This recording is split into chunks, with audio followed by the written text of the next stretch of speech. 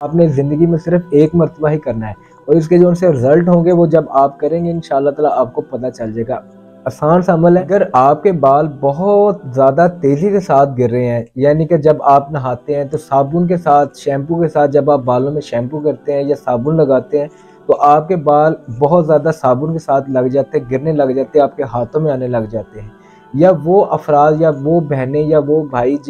جن کے سر کے اوپر خشکی بہت زیادہ ہے،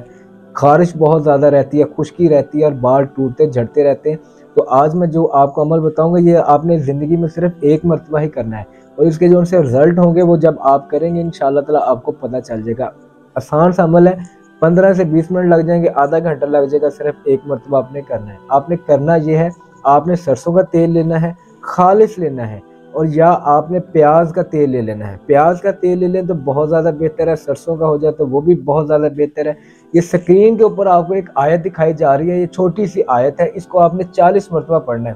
اس کے اندر پڑھنی کس ٹائم ہے؟ اس کے اندر کوئی ٹائم ٹیبل نہیں ہے، جب آپ کا دل کرے، آپ کے پاس ٹائم ہو، آپ ایک ایک مرتبہ درود پاک پڑھ لیں، اور اس نیت کے ساتھ آپ نے پڑھنا ہے۔ یہ آپ نے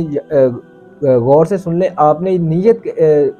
یقین کے ساتھ، اور آپ نے اس نیت کے ساتھ آپ نے اس عمل کو پڑھنا ہے کہ جو میرے بال گر رہے ہیں، میرے بالوں میں خشکی ہے، سکری ہے، اور یہ بال ٹوٹی جا رہے ہیں، گری جا رہے ہیں، یہ رکنا بند ہو جائے، اس نیت سے آپ نے 40 مرتبہ پڑھ لینا ہے۔ اس تیل کے اوپر آپ دم کر دیں اور وہ آپ اپنے بالوں پر لگانا شروع کر دیں، لگائیں، رات کو لگا دیں، صبح کو آپ اٹھ کے نہا لیں۔ آپ دیکھیں گے چند دن، چند ہفتے آپ اس عمل کو کریں گے تو آپ کو اس سے آپ خود واضح طور پر محسوس کرنے لگ جائیں گے کہ آپ کے جو ان سے بال ہے اب ٹوٹنا بند ہو گئے ہیں، خشکی سکری ختم ہو گئی ہیں، اور آپ کے بال مضبوط اور شائن والے ہونے لگ گئے ہیں۔